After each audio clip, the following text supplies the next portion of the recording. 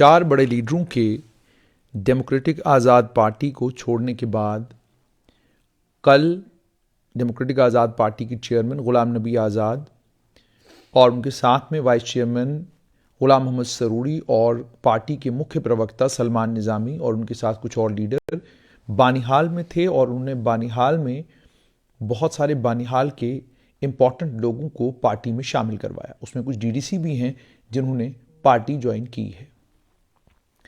लेकिन चार लीडरों के जाने के बाद नेशनल चैनलों के ऊपर और उसके अलावा जितने भी हमारे वेब पोर्टल्स हैं या रीजनल चैनल्स हैं उनके ऊपर जो डिबेट है वो डिबेट इसी बात पर है कि क्या ग़ुलाम नबी आज़ाद की डेमोक्रेटिक आज़ाद पार्टी क्राइसिस का शिकार है।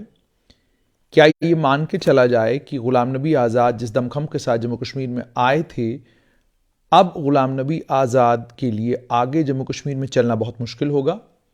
और ये बात भी कि क्या अगर चुनाव जल्दी नहीं होते हैं तो जो बाकी लोग डेमोक्रेटिक आज़ाद पार्टी में हैं, क्या वो 20 तारीख को राहुल गांधी की भारत जोड़ो यात्रा में शामिल होकर डेमोक्रेटिक आज़ाद पार्टी का साथ छोड़ देंगे। ये वो सारे सवाल हैं जो आपके जहनों में हैं। इन्हीं तमाम सवालों के जवाब तलाश करते हुए हम आज सीनियर एडवोकेट मोहम्मद असलम गोनी के पास हैं। ये डेमोक्रेटिक आज़ाद पार्टी के वर्किंग कमेटी के मेंबर हैं और ग़ुलाम नबी आज़ाद के करीबी। गोनी साहब, बहुत बहुत शुक्रिया वक्त देने के लिए। सबसे पहले मुझे ये बताइएगा कि ताराचंद चले गए, बलवान सिंह चले गए, डॉक्टर मनोहर लाल चले गए, सीनियर एडवोकेट एम के भारद्वाज ने पार्टी छोड़ दी, पीरज़ादा मोहम्मद सैयद पार्टी छोड़ गए और दो और आपके पूर्व एमएलए हैं जिनको लेकर जानकारी ये है कि वो भी कांग्रेस और नेशनल कॉन्फ्रेंस दो पार्टियों के संपर्क में हैं और आने वाले कल में हो सकता है वो भी पार्टी छोड़ दें। ये जो एक्सोडस आपकी पार्टी से हुआ है, क्या इसको आप पार्टी के अंदर जो लड़ाइयां हैं उसका कारण उसकी वजह से हुआ है या आपको वाकई लगता है कि ये लोग आपकी पार्टी के में कभी दिल से जुड़े ही नहीं थे इसलिए चले गए? देखिए जुनैद साहब, मैं ज़रा साफ तरीके से बात करता हूँ, लगी लिपटी मुझे आती नहीं है। मुझे ये लगता है कि ये आज के दौर में जो पॉलिटिकल वैल्यूज़ हैं और जो पॉलिटिकल स्टैंडर्ड्स हैं, जिस तरीके से ये जो घिसे पिटे पॉलिटिशियंस होते हैं, जिस तरीके से ये बिहेव करते हैं, ये सारा जिसको आप एक्सोडस बोल रहे हो, मैं कहता हूँ शायद ये हमारी पार्टी का ऊपर वाले ने ही क्लीनिंग अप प्रोसेस कर दिया।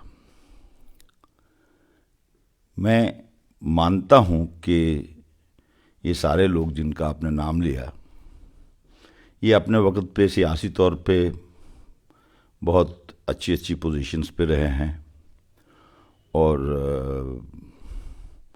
कमाते रहे हैं, खाते रहे हैं। इन लोगों को अगर आज भी मैं अक्सर आज़ाद साहब को कहता हूँ कि जिसको आपने बहुत जितना बड़ा एहसान किया है उतना बड़ा वो धोखा करता है। मैं नहीं जानता कि भाई मेरे लीडर आज़ाद साहब का क्या इस पे टेक होगा। हाँ, अलबत्ता उनका आज का स्टेटमेंट मैंने पढ़ा, उन्होंने कहा कि लोग मेरे साथ हैं, मुझे ये लीडरों के आने जाने से कोई फ़र्क नहीं पड़ता है। वो हम ज़मीन पे भी देख रहे हैं, लोगों का प्यार, लोगों का एतमाद, लोगों की बेपनाह मोहब्बत जो हमने इस वक्त तक घर घर जाके, जो हमने इस वक्त तक गांव गांव जाके देखी, वो ही हमको भरोसा दिलाती है कि इन छोटी छोटी बातों से पार्टी को कोई फ़र्क नहीं पड़ने वाला। जो लोग आज़ाद साहब के साथ जुड़े थे, अगर ताराचंद जी जुड़े थे, अगर पीरज़ादा साहब जुड़े थे, तो किसी ने इनवाइट नहीं किया था उनको, आज़ाद साहब ने कोई पर्सनल इनविटेशन नहीं उनको भेजा था कि आप आइए। फिर उन्होंने अपने आप को बड़ा धर्मात्मा करके पेश करने की कोशिश की कि कहा कि साहब चूँकि हमें लगा कि आज़ाद साहब अकेले पड़े हैं। अरे भैया, इतने लोग अकेले पड़ जाते हैं, आप किस किस के पास गए आज तक? आप लोग महरूम मिन्नत थे आज़ाद साहब के, आपको आज़ाद साहब ने बहुत मदद की थी। जो चीज़ें आप डिज़र्व भी नहीं करते थे वो चीज़ें आज़ाद साहब की वजह से आपने हासिल की थी, पॉलिटिकल रजीम्स में और पॉलिटिकल गवर्नमेंट्स में। लेकिन मैं आपको ईमानदारी से बताता हूँ जुनैद साहब, जब पार्टी लॉन्च हुई, जब आज़ाद साहब ने पार्टी लॉन्च की, मैंने अपनी जगह पे आज़ाद साहब को एक दिन बोला कि आज़ाद साहब, आपकी शख्सियत और आपकी पर्सनैलिटी जो है ये बिलाशुबा बेदाग है, और बेदाग होने के साथ साथ आपके साथ आपका 2.5 साल का चीफ मिनिस्टरशिप का काम करना जो है वो जुड़ा हुआ है। तो जो भी आदमी, अगर असलम गनी भी आज आपके साथ जाए, तो मैं आपको एम्पावर नहीं कर रहा हूँ, मैं अपने आप को एम्पावर कर रहा हूँ। लेकिन गौर साहब, ये आपकी तमाम बातें सही हैं। मैं आपसे ये समझना चाहूँगा, लोग अक्सर पार्टियां जब छोड़ते हैं, पार्टी छोड़ने की उनकी वजह ये होती है, उनको लगता है कि इस पार्टी में हम शायद चुनाव नहीं जीतेंगे, उस पार्टी में गए तो हम चुनाव जीत जाएंगे। या दूसरी वजह पार्टी छोड़ने की ये होती है, उनको लगता है कि ये पार्टी मेरी विचारधारा के मुताबिक नहीं है, मैं ये विचारधारा छोड़ के किसी और विचारधारा से जुड़ना चाहता हूँ।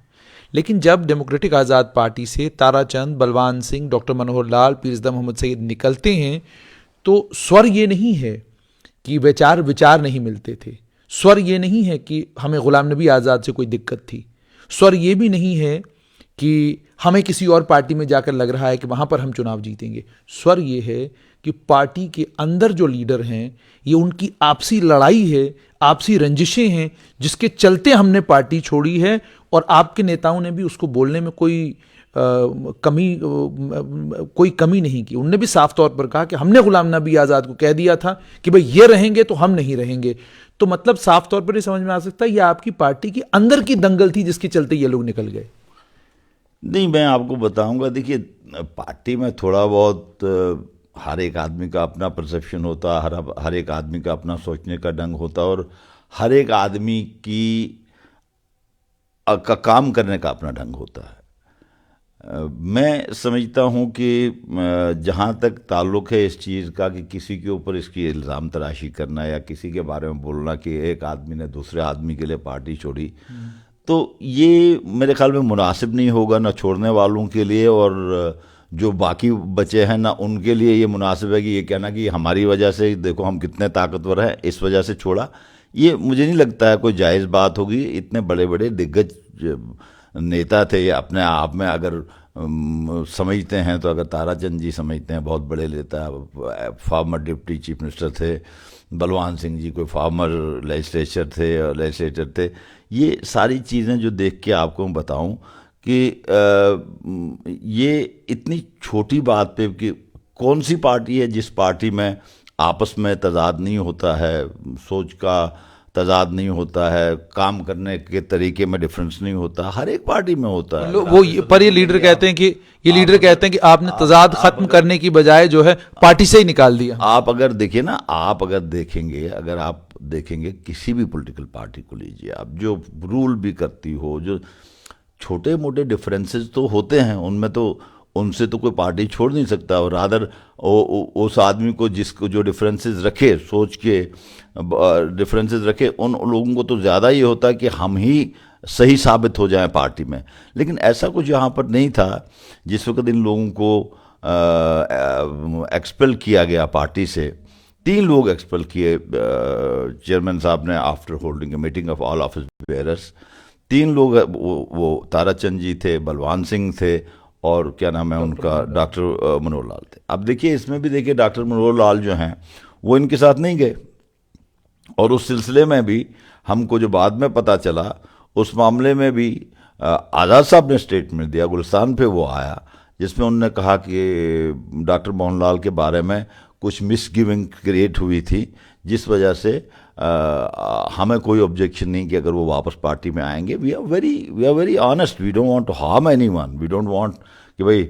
लेकिन एक बात मैं आपको बता रहा था, जहां आपने मुझे काटा, मैं ये आपको बता रहा था कि इस सारे प्रोसेस में जो ये प्रोसेस हो रहा है, अभी पीरज़ादा सईद साहब निकल गए हैं, या मेरे अजीज़ दोस्त महेंद्र भरद्वाज जी निकल गए हैं, ये मुझे नहीं लगता है कि इससे किसी किस्म का फ़र्क पार्टी को पड़ा। आपने देखा, कल ही आपने देखा किस किस्म की ज्वाइनिंग होती है। मैं अभी परसों से गुंदों का बदरवा का टूर करके वापस आया हूँ। अल्हम्दुलिल्लाह लोगों का बहुत अच्छा रिस्पांस है, और हम किसी भी तरीके से इस किस्म की वो जो है दल बदली के लिए परेशान नहीं है। अगर किसी ने किया है दल बदली तो की है, लेकिन हम इंशाअल्लाह रहमान खड़े हैं, अपने मौक़िफ़ पे खड़े हैं, अपनी बात पे खड़े हैं। और हमारा मौक़िफ़, हमारी बात ईमानदारी से लोगों को बोलना कि इस रियासत में, मैं फिर रियासत ही बोलूँगा क्योंकि मैं यूनियन टेरेटरी नहीं बोलता हूँ, इस रियासत में क्या बेहतरी होगी, किस बेहतरी से लोगों के, जो लोग परेशान हाल हैं, जो इस वक्त पिछले 5 साल से, जब से यहाँ गवर्नमेंट नहीं है, उससे पहले भी जब बीजेपी और पीडीपी की गवर्नमेंट रही, उन लोगों ने कौन से कमाल किए, वो तो आप जाके गांव-गांव जाके आम इंसानों को जाके, आप भी जुनैद साहब करते हैं ना, आप हमारे इंटरव्यू करते हैं, कभी कोशिश कीजिए जाए, देखिए आज लोगों की पोजीशन क्या है, लोगों की हालत क्या है। कोई सुनवाई नहीं है, कोई अप्रोचेबल ही कुछ नहीं है, एवरीथिंग इज, सारी बातें ठीक है। लेकिन गौन साहब एक चीज़ आपसे और समझना चाहूँगा, क्या ये बात आप मानेंगे कि भारत जोड़ो यात्रा जो राहुल गांधी जिस यात्रा पर निकले हैं, क्या ये मानेंगे कहीं ना कहीं उस यात्रा ने कांग्रेस के कैडर को रिजुविनेट किया है, जिसके चलते शायद इन लीडरों को भी ये लगा कि अगर यहाँ हमारी कोई वक़्त नहीं, वैल्यू नहीं, हम वापस उसी पार्टी में चले जाते हैं जहाँ से हम लोग आए थे। क्योंकि इस समय जो कांग्रेस की स्थिति है ना, कांग्रेस में, क्योंकि इस समय अगर आप कांग्रेस में हैं तो सभी कांग्रेस के नेता कहते हैं कि जो ही आप कांग्रेस में हैं तो इसका मतलब ईडी आपके पीछे है, सीबीआई आपके पीछे है, उसके अलावा अन्य एजेंसियां आपके पीछे पड़ी हुई हैं। अगर आप हैं इस वक्त, अगर आप कांग्रेस में हैं तो आप ये एक्सपेक्ट भी नहीं कर सकते कि कांग्रेस किसी भी तरीके से आपको माली तौर पर, पार्टी के लेवल पर कोई मदद कर सकती है बहुत बड़ी, जिसके चलते आप सोचेंगे चलो जी इस पार्टी में चले जाते हैं। ये लोग, ये खुद नेता खुद कहते हैं। तो अगर इसके बीच में ये लोग चले गए तो क्या ये मानेंगे, तो जैसे मैंने आपको कहा कि आंतरिक जो लड़ाई थी आपकी पार्टी के, दूसरा क्या आप भी मानते हैं कि वाकई भारत जोड़ो यात्रा का कुछ असर है जिसके चलते इनको लगता है कि कांग्रेस जो है वो रिवाइव होगी? ये देखिए, मैं बताऊँ आपको, ये बेउसूली और उसूल की बात है। लेकिन चूंकि बेअसली थोड़ा रैम्पेंट है, मैं भी फॉलो करता हूँ भारत जोड़ो यात्रा को, जिस पे अभी तक अनऑफिशियली कहा जाता है कि 650 करोड़ रुपए अभी तक खर्च हुआ। लेकिन जो मैं एक आर्टिकल पढ़ रहा था, उस आर्टिकल में उनने पूरी डिटेल दे के 300 करोड़ तक तो उसको एडमिट किया है कि जो पैसा इस यात्रा पे खर्च हो रहा है। ये एक तरीका बन गया है कैंपेन का हमारे मुल्क में। मैं तो ये समझता हूँ कि हमारी जो हालत है, ये अमेरिकन सिस्टम ऑफ कैंपेन है।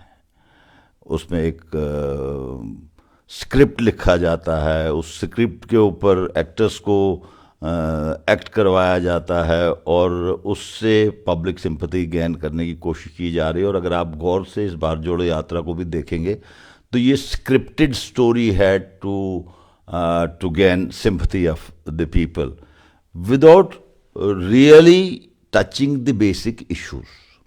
बहुत अच्छा, 3,500 किलोमीटर अब तक चले हैं, काफ़ी डिस्टेंस है।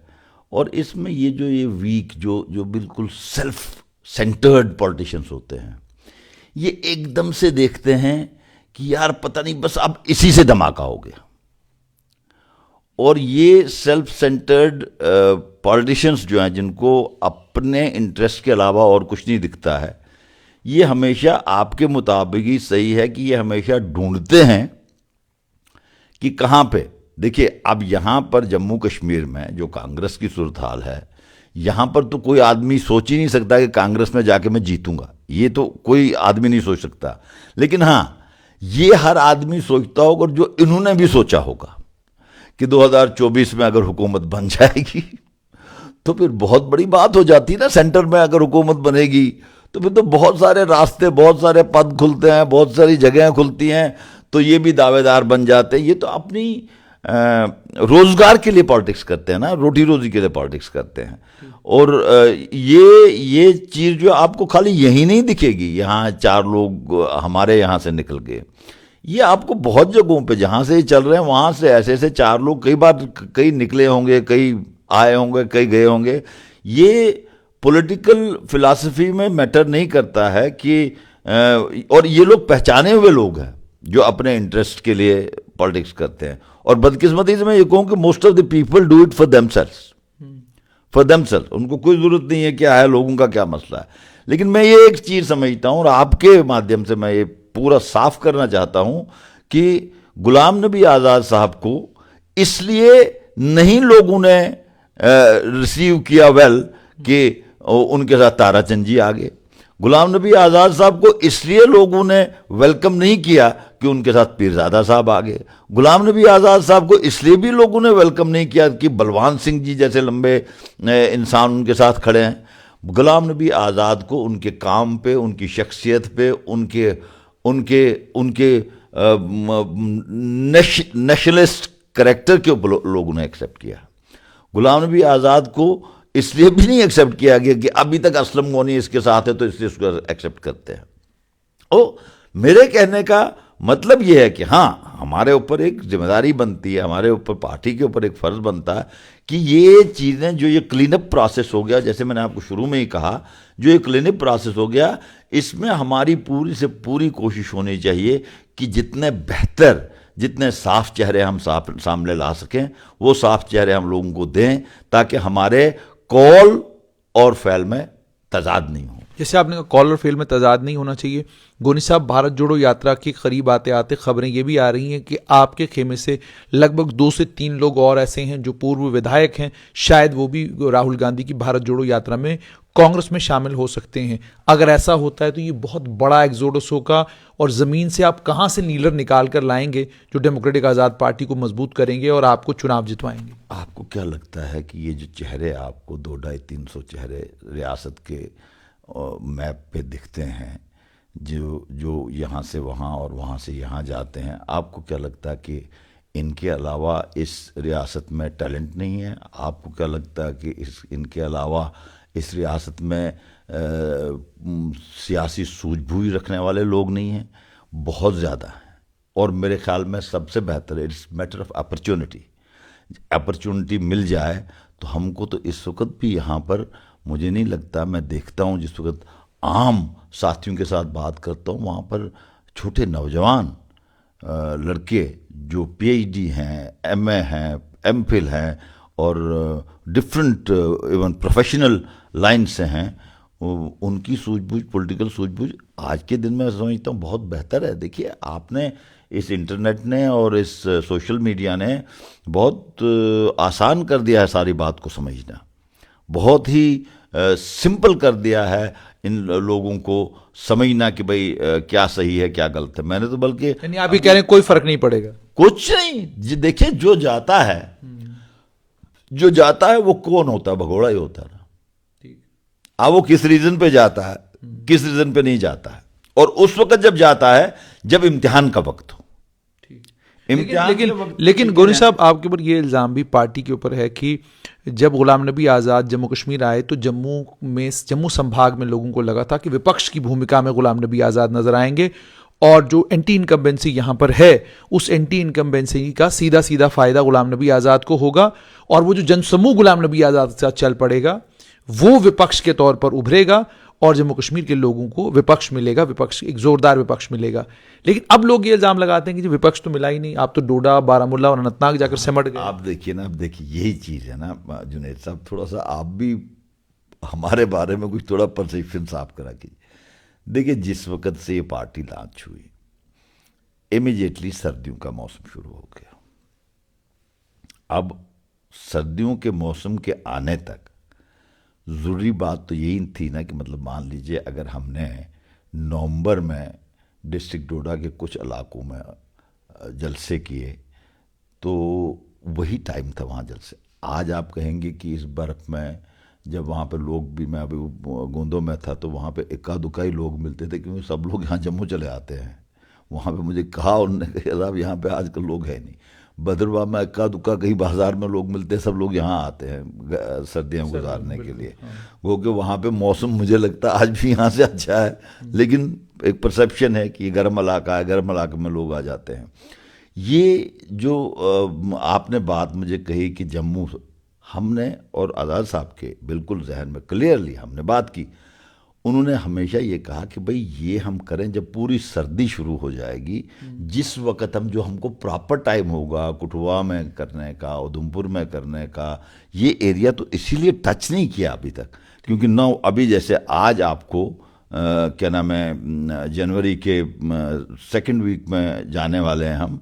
जनवरी के सेकंड वीक से मेरे ख्याल में मुझे लगता है कि maybe by 15th of January onwards उनके सारे प्रोग्राम जो हैं इस गर्म इलाके में जहां हम बियर कर सकते हैं, लोग भी आ सकते हैं, शुरू हो जाएंगे, इंशाल्लाह हो जाएंगे। तो कोई दो राय, आप देखिए ना, हर एक अगर आज़ाद साहब की कोई नीयत ऐसी होती कि हमने किसी एक इलाका या खित्ते के लेवल पे हमने चलना है, तो फिर सबसे पहली जो हमारी रैली हुई जिस वक्त आज़ाद साहब आए, जब पार्टी भी नहीं बनी थी, जब उन्होंने पार्टी अनाउंस नहीं की थी, वो तो जम्मू में हुआ ना।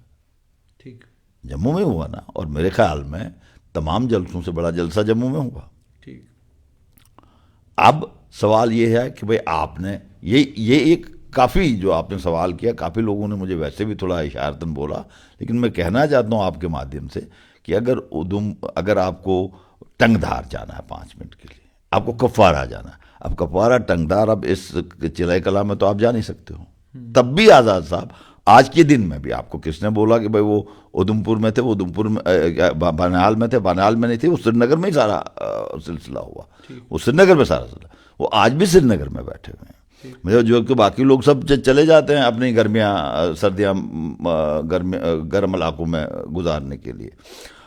ये सारा जो प्लान था कि भाई इधर को जब हम टच करेंगे, ये सारे 3 डिस्ट्रिक्ट हमारे जो हैं, 4 डिस्ट्रिक्ट, क्या नाम है, कठुआ हो गया, सांबा हो गया, जम्मू हो गया, Udhampur district, even including Reasi district हो गया, ये तो इंशाल्लाह जल्दी आज़ाद साहब प्रोग्राम बना के इन सारे इलाकों में, और आप यकीन रखिए कि एक मुस्बत अपोजिशन के तौर पे हम करेंगे, इसमें कोई भी दो राय नहीं है। कोई भी दो चीज़ें आप मत सोचिए। हमारे लिए सबसे बड़ी चीज़ इस वक्त ये है कि लोगों के जो मुद्दे हैं, लोगों के जो इश्यूज़ हैं, मैंने अपने तरीके से बताया, मैंने अपने तरीके से करके दिखाया। मैंने एक मैसेज सेंड करने की कोशिश की अपने पार्टी के लीडरों को भी। जब मैं पिछले दिनों गोंदो में गया तो गोंदो में जाके वहाँ पे लोगों के, हमारा परसेप्शन अलग होगा। मैं लेफ्टिनेंट गवर्नर से बात करूँगा, मैं कमिश्नर सेक्रेटरी से बात करूँगा, लोगों को वहाँ पर वो नहीं चाहिए, उनको चाहिए SHO से बात करना, उनको चाहिए SDM से बात करना, उनको चाहिए तहसीलदार से बात करना, उनको चाहिए DSP के साथ वहाँ के बात करना, क्योंकि उनकी इमीडिएट ज़रूरियात जो है, इमीडिएट वो चाहते हैं कि डिस्ट्रिक्ट के डिप्टी कमिश्नर से बात की जाए। और ये जो इस वक्त के ब्यूरोक्रेट्स हैं जो वर्क कर रहे हैं, because there is no political system, इनकी भी एक क्या नाम है, power, unbridled power, they can do things, they are in a position to do things. जिस वक्त पॉलिटिकल सर्वेलेंस होती है, शायद वो चीज़ें उस वक्त नहीं हो सकती जो इस वक्त ये लोग कर सकते हैं। ये मुझे ज़ाती तौर पर तजर्बा हुआ जब मैं अभी क्या नाम है, गुंदो में SDM को मैंने खुद जाकर मेमोरेंडम दिया वहाँ के लोगों की छोटी छोटी प्रॉब्लम्स का। कहीं सड़क की प्रॉब्लम है, कहीं पानी की प्रॉब्लम है, कहीं बिजली का कनेक्शन, बिजली नहीं आ पाती है, कहीं पोल गिरा है। ये चीज़, this is what concerns them and this is what I want, that हमारी पार्टी के जितने लीडर्स हैं उस तरीके से जाएं, उस ग्राउंड पे जाएं, उस ग्राउंड पे जाके देखें कि कहीं किसी थाने में खामखा में कोई 5 बच्चे इलीगली गिरफ्तार तो नहीं है।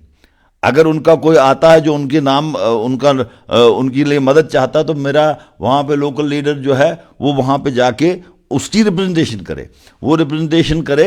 अगर थोड़ा बड़े लेवल पर है तो डिप्टी कमिश्नर के पास जाए, हाँ, और उसमें आपको खामा के अखराजात भी नहीं उठाने हैं। ये जो एक कल्चर बना है, एक जो एक कंसेप्ट बना है कि it's only the bigger political rallies which give recognition to a party has to be washed out. और ये बदकिस्मती से हर मेजर पार्टी ने शुरू किया दिस शो ऑफ स्ट्रेंथ। ये चीजें जो हैं ये लोगों को डायरेक्टली कुछ नहीं देती हैं। ग्रास रूट पे जाओ, वहां पे उनकी मदद करो, वहां पे उनकी मदद करोगे तो उनका परसेप्शन, पॉलिटिकल परसेप्शन चेंज हो जाएगा। उनको भी लगेगा कि नहीं यार, असल में तो हमको ये चाहिए। ये क्या हो कि SDM को देना है, क्या नाम है, आपको एक मेमोरेंडम, और मैं कहूं अपने ब्लॉक प्रेसिडेंट को तुम जाओ, तुम दो। नहीं, मुझे यहां से खुद जाना है, मैंने जाके उसको देना है खुद, ताकि यानी आप बदलाव की बात करते हैं। बदलाव चाहिए आपको अगर लोगों की मदद करनी है। देखिए, ये 1 लाख लोग, कई मजदूर 50,000 उठा के वो ला के वो रैलियां करना, ये करना, वो करना, और कितना पैसा खर्च होता है इन पे। What money is spend on this. अगर ये पैसा जो मैं अभी कह रहा हूं भारत जोड़ो यात्रा पे जो एडमिट करके 320 करोड़ के ऊपर चला गया है, 320 करोड़ रुपया से कितने गरीबों के घर बस जाते। अगर अगर पॉलिटिकल लीडर्स को अपने आप को प्रोजेक्ट करने के अलावा वाकई मानों में गरीब गुरबा लोगों का ख्याल होता। मैं आज पूछता हूं किसी भी पॉलिटिकल पार्टी को, किसी भी पॉलिटिकल लीडर को, कि कभी आपकी सोच इस तरफ जाती है? आप जमीनी तौर पे लोगों के साथ इस तरीके से कनेक्ट करना चाहते हो, या सिर्फ ये कि साहब आपके पीछे कितने लोग चलते हैं, आपकी रैली में कितने लोग आए? गुरु साहब थोड़ा सा आखिर में आपसे मैं ये जानना चाहूँगा कि नेशनल कॉन्फ्रेंस, पीडीपी और बाकी जो पॉलिटिकल पार्टीज जम्मू कश्मीर की हैं, अपनी पार्टी पीपल्स कॉन्फ्रेंस और डेमोक्रेटिक आज़ाद पार्टी को छोड़कर, बीजेपी को छोड़कर, बाकी दलों ने यह कहा है कि अगर जब भारत जोड़ो यात्रा जम्मू कश्मीर आती है तो हम लोग इसमें शामिल होंगे, क्योंकि ये सेकुलर ताकतें जो हैं एक साथ एक प्लेटफॉर्म पर आएंगी और मुल्क जोड़ने के लिए इस यात्रा में शामिल होना बहुत ज़्यादा ज़रूरी है। डेमोक्रेटिक आज़ाद पार्टी मानने के लिए मैं तैयार हूं कि गुलाम नबी आज़ाद कांग्रेस से निकले हैं, उनके ख्यालात राहुल गांधी से मिलते नहीं, उनके डिफरेंसेस हैं राहुल गांधी के साथ, गांधी परिवार के साथ। अब लेकिन चूंकि आप भी कहते हैं कि आप एक सेकुलर प्लेटफॉर्म, आपने ये भी कहा आपकी पार्टी से, गुलाम मोहम्मद सरूरी से जब मेरी बात हुई थी उन्होंने कहा था कि नेशनल कॉन्फ्रेंस के साथ भी हम चुनावों के बाद अलायंस करने के बारे में सोच सकते हैं। तो अगर आप नेशनल कॉन्फ्रेंस से अलायंस करेंगे तो भारत जोड़ो यात्रा में शामिल होने में आपको दिक्कत क्या है? देखिए, पहली तो चीज़ ये मैं बताऊं कि ये अलायंसेस का कोई इशू नहीं है। मुझे नहीं पता, अगर किसी लीडर ने कहा है तो ये मैं गैर ज़िम्मेदाराना कोई स्टेटमेंट नहीं दूंगा इस बारे में। वो वक्त बताएगा कैसे चलता है, क्या चलता है।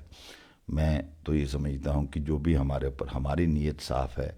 हम लोगों के पास आए हैं, लोगों से मैंडेट मांग रहे हैं कि हम लोगों की खिदमत करेंगे। गुलाम नबी आज़ाद साहब का मैं तो कुछ अपना एग्जाम्पल नहीं दे सकता हूँ, किसी और का एग्जाम्पल नहीं दे सकता हूँ। जितने पुराने मिनिस्टर थे, अगर इन मिनिस्टरों को भी साथ लेके चलते तो शायद मुमकिन है जो लोग निकल गए, शायद इनसे हमको 10 लोग दूर भागते थे, पास नहीं आते थे। ये मेरा मानना है, मेरा मानना है ये चीज़। 10 लोग अगर आना भी चाहते थे वो दूर भागते थे। देखो, अगर इस चीज़ की है, इस बात की है कि ठीक है भारत जोड़ो यात्रा आप कर रहे हो, सेकुलर लोग जाके उनके साथ मिल रहे हैं, लेकिन मैं समझता हूँ कि ये मेरी रियासत की, मेरा लीडर ये समझता है कि ये मेरी रियासत की इस वक्त ज़रूरत नहीं है। इस वक्त मेरी रियासत की ये ज़रूरत नहीं है कि लोगों को मैं फिर पैदल चलाऊँ इस सर्दी में, और क्या नाम है, उनके बुनियादी इश्यूज़ को नहीं देखूँ। हम तो उनके बुनियादी इश्यूज़ को देखना चाहते हैं। हम तो चाहते हैं एक खुशहाली का दौर। आप भारत जोड़ो यात्रा में शामिल नहीं होंगे?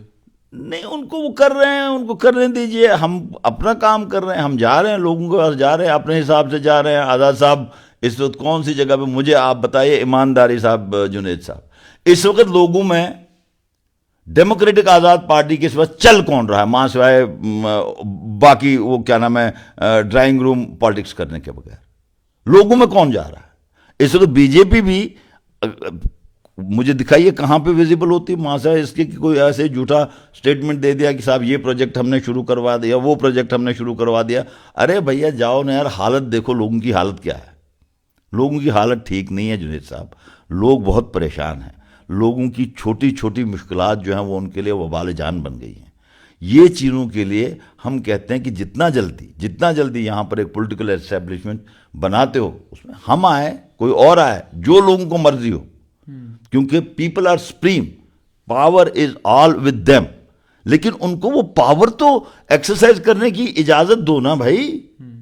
आपने तो उनको पिछले कितने साल से, 7 साल हो गए अब, व्हेन वाज दिस 2018 में 5 साल हो गए। 5 साल हो गए। 5 साल से आपने गैग करके रख दिया है यहाँ के लोगों को। ये तो गैगिंग ही है ना कि भाई मेरा right to vote has been snatched, my political representation has been snatched, and I don't know bloody who is ruling this state. I don't know how it's being ruled. कोई किसी को, जिनको परसेप्शन, जब स्टेट थी, जिस वक्त state का अपना कैडर था, अफसर होते थे, आईएएस अफसर होते थे, जिनको कैडर अलॉट होता था स्टेट का, वो जानते थे, वो यहाँ रहते थे, पॉलिटिकल गवर्नमेंट के साथ काम करते थे, पॉलिटिकल गवर्नमेंट के साथ काम करने के बाद वो लोगों की चीज़ें समझते थे। अगर मैं नाम लेने को बैठूं कि कितने एक आईएएस ऑफिसर यहाँ पर थे जो बिल्कुल लोगों के साथ घुल मिल जाते थे और लोगों की मुसीबतों परेशानियों को, आज तो मुझे पता ही नहीं चलता है कि किस डिपार्टमेंट में कौन सा आईएएस ऑफिसर आया और कहाँ से आया। ये तो आज की मुसीबत तो ये है कि आज तो बेचारा ये जो यहाँ का लोकल कश्मीर सर्विसेज का आदमी है, इसको भी बेचारे को पता नहीं है कि इसने किसके कहने पे चलना है। बदकिस्मती ये है, इतना डिमोरलाइजेशन है, जो कश्मीर सर्विसेज के लोग हैं उनकी डिमोरलाइजेशन है, क्योंकि एक अफसर अचानक किसी कैडर का, जिसने जम्मू कश्मीर के बारे में, जिसको एक लफ्ज का पता नहीं, जिसको जो जानता नहीं है जम्मू कश्मीर को, वो अचानक लाया जाता है कि बिकॉज लाइक अब ये यूनियन टेरिटरी है और कहीं से भी आ सकता है। हमारा अलॉटेड कैडर होता था, अलॉटेड कैडर में वो लोग भी जो होते थे अफसर यहाँ पर, और उनको उस वक्त बेचारों को फिर रिटायरमेंट के बाद यहाँ बसने भी नहीं कोई देता था। और वो कहते थे, मुझे खुद से याद है, मेरे बहुत सारे दोस्त होते थे, right from R K Takkar to Mister Numani to Ashok Jaitley to all these people, ये लोग जो थे, ये लोग तो कहते थे हमने तो इस रियासत को खिदमत करते करते अपने घर ही भूल गए, हमारे घर ही नहीं, अब हमको रहने तो दो यहाँ पर। लेकिन उनको बेचारों को रहने भी नहीं देते, उनका कंसर्न होता था लोगों के साथ। आज यहाँ पे वैसा कोई कंसर्न नहीं। आज आप देखिए, कोई भी पॉलिटिकल लीडर यहाँ से जाएगा श्रीनगर, उसको कोई भी सिक्योरिटी की गाड़ी नहीं मिलती है, उसको हायर टैक्सी मिलती है, क्योंकि जितनी सिक्योरिटी की गाड़ियाँ होती हैं वो सब एडमिनिस्ट्रेशन के गेस्ट के लिए लगी होती है। वो चाहे किसी कमीशन सेक्रेटरी के गेस्ट हो, चाहे लेफ्टिनेंट गवर्नर के गेस्ट हो, चाहे वो किसी और के गेस्ट हो। It's become, no, you don't colonise us. So कम से कम इन लोगों को, इनको अगर आप रोटी नहीं दे सकते, इनको अगर खाना नहीं दे सकते, इनको अगर बिजली नहीं दे सकते, इनको अगर पानी नहीं दे सकते, इनको अगर आप रहने को घर नहीं दे सकते हो, तो कम से कम पहले इनको ये तो इंश्योर करो कि जो इनका पॉलिटिकल कॉन्स्टिट्यूशनल राइट है टू एक्सरसाइज द फ्रेंचाइज, वो मिल जाएंगे। वो राइट तो दे दो ना इनको भैया, फिर उनकी मर्जी है, फिर वो बादशाह है। आज के दिन में यहाँ पर पब्लिक को भी आपने जीरो करके रख दिया। बहुत बहुत शुक्रिया। तो ये थे डेमोक्रेटिक आज़ाद पार्टी के वर्किंग कमेटी के member senior advocate Mohammad Aslam Goni. आपने इनसे सुन लिया। इन्होंने कहा कि किसी भी लीडर के आने या जाने से पार्टी को कोई फ़र्क नहीं पड़ता। जो लीडर चले गए, उनके जाने का पार्टी को फ़ायदा ही होगा, नुकसान नहीं होगा। और सबसे अहम बात ये कही कि बाबूशाही चल रही है जम्मू कश्मीर में, इस बाबूशाही में कोई किसी की नहीं सुनता। और पिछले 5 साल से जम्मू कश्मीर के आम लोगों का जो हक है वोट डालने का, वो उनसे छीन लिया गया है। और अब 5 साल का वक्त गुजर गया है। जम्मू कश्मीर के लोगों के लिए सबसे बड़ा जम्मू कश्मीर के लोगों पर एहसान मरकज़ का यही होगा कि अगर वो जल्द से जल्द जम्मू कश्मीर में चुनाव कराएं, और चुनाव कराएं जम्मू कश्मीर के लोगों को उनकी अपनी चुनी हुई सरकार दे दें।